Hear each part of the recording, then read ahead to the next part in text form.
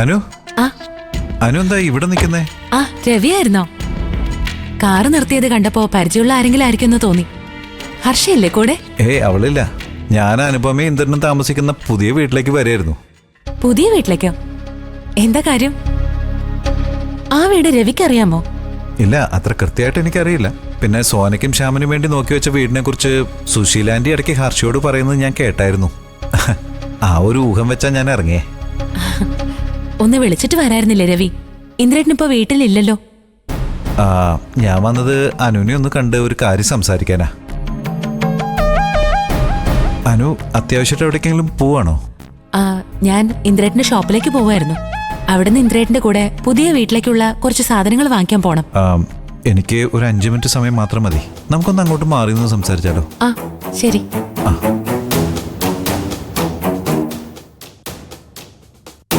എന്താ രവി സംസാരിക്കാനുള്ളത്? അത് ഒരിക്കലും അനു അനിയത്തിയും കൂടെ എന്റെ വീട്ടിൽ വന്നിരുന്നല്ലോ. അന്ന് ചേരുവിനെ ഡോക്ടറെ കാണിക്കാൻ വന്നപ്പോ അവിടെ കയറിയതല്ലേ? അന്ന് ഹർഷ അവിടെ ഇല്ലായിരുന്നല്ലോ.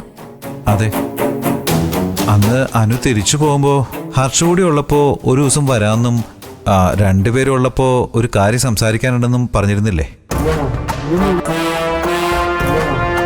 പക്ഷെ പിന്നീട് നിങ്ങൾ അങ്ങോട്ട് വന്നതേയില്ല. ഞങ്ങളോട് അനുപമ എന്താ പറയാൻ ഉദ്ദേശിച്ചേ? അതന്ന് കഴിഞ്ഞില്ലേ രവി? പിന്നീട് അതിന് വലിയ പ്രസക്തിയൊന്നും ഇല്ലാതായി. അതുകൊണ്ടാ പിന്നെ. പ്രസക്തി നഷ്ടപ്പെട്ടത് അനുപമ സംശയിച്ച കാര്യത്തില് കഴമ്പില്ലാന്ന് തോന്നിയതുകൊണ്ടാണോ? ഇനി എന്തിനാ രവി അതൊക്കെ പറയുന്ന? ഞാനും ഇന്ദ്രേട്ടനും ഇപ്പോ ഒരുമിച്ച് സമാധാനത്തോടെ ജീവിക്കുക. ചില കാര്യങ്ങൾ ചികഞ്ഞു കണ്ടെത്താൻ ശ്രമിച്ചാ അതോടെ ഉള്ള മനസമാധാനം കൂടി പോവും. പിന്നെ രവിക്ക് എന്തെങ്കിലും എന്റെ അടുത്തുനിന്ന് അറിയാനുണ്ടെങ്കിൽ ചോദിച്ചോളൂ.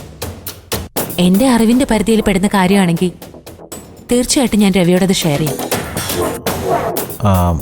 കഴിഞ്ഞ ദിവസം സുശീലാന്റിയും ഹർഷയും കൂടെ സംസാരിക്കുമ്പോൾ അവര് അനുപമയും ഇന്ദ്രനെയും തമ്മിൽ അകറ്റാൻ വേണ്ടി ഒരു പദ്ധതി ഇടുന്നത് ഞാൻ കേട്ടായിരുന്നു.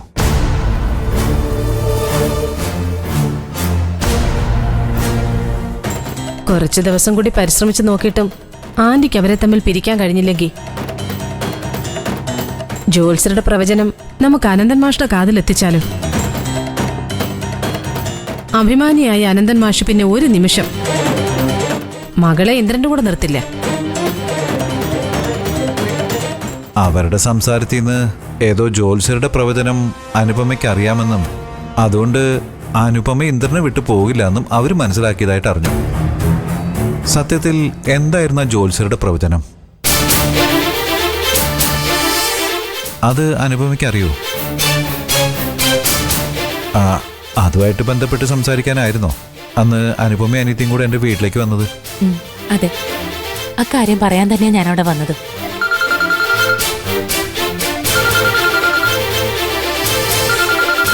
അയ്യോ, ഇന്ദ്രേട്ടൻ വിളിക്കുന്നു. ഒരു മിനിറ്റ്. ഇന്ദ്രേട്ട, ഞാനേ വീട്ടിൽ നിന്ന് ഇറങ്ങി. ആണോ? എന്നാ ഇന്ദ്രേട്ടൻ ഷോപ്പിൽ നിന്ന് ഇറങ്ങിക്കോ. ശരി ഇന്ദ്രേട്ട, ഞാൻ എന്നാ വീടിനടുത്തുള്ള ബസ് സ്റ്റോപ്പിൽ നിൽക്കാം. ഇന്ദ്രേട്ടന് അവിടെ വന്നാ മതി. ശരി.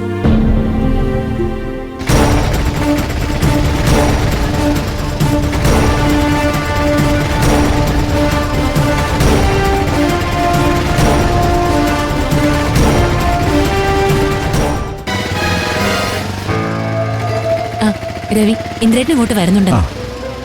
എന്നാ രവി ഇപ്പൊ പോയിക്കോ. നമുക്ക് പിന്നീട് സംസാരിക്കാം. ആയിക്കോട്ടെ.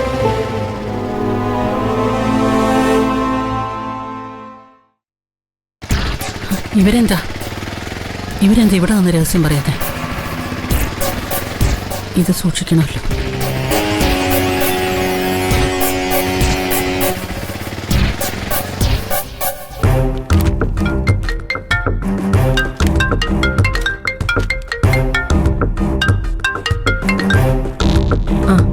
ഹലോ ആന്റി, ഗോൾഡിന്റെ കാര്യം എന്തായി?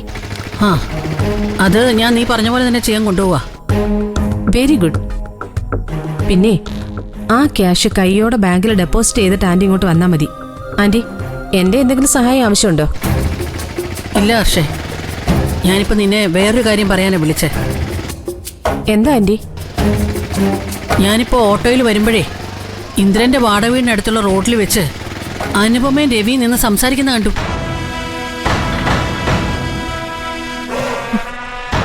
രവിയേട്ടൻ അനുപമയെ സംസാരിക്കുന്നത് ആന്റി കണ്ടെന്നോ? ഏയ് ഇല്ല ആന്റി, ആന്റിക്ക് ആള് മാറിയതാവും. എന്റെ കണ്ണിന് തിമിരമൊന്നുമില്ല ഹർഷേ, അത് അവര് തന്നെയാ. അതെ, എന്തോ ഗൗരവത്തിൽ സംസാരിക്കുന്നതായിട്ട് തന്നെ എനിക്ക് തോന്നിയേ. ഇന്നലെ നമ്മൾ സംസാരിക്കുന്നത് രവിയേട്ടൻ കേട്ടോന്ന് എനിക്ക് നേരത്തെ സംശയം ഉണ്ടായിരുന്നു. അതിനുശേഷം അങ്ങേര് വലിയ ആലോചനയിലുമായിരുന്നു. ഇനി അതിനെക്കുറിച്ച് വല്ലതും അറിയാൻ വേണ്ടി അനുപമയുടെ അടുത്ത് പോയതായിരിക്കും ആന്റി. ഒരിക്കൽ ആ ജ്യോത്സ്യരുടെ പ്രവചനത്തെക്കുറിച്ച് സംസാരിക്കാൻ അവളിങ്ങോട്ട് വന്നത് ആന്റിക്കും അറിയാലോ അല്ലേ?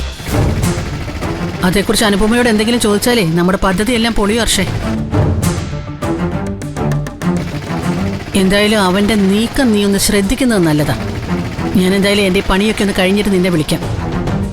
ശരി ആന്റി. എനിക്കെന്തായാലും രവിയേട്ടൻ വന്നാലേ എന്നെ സമാധാനമാവുള്ളൂ.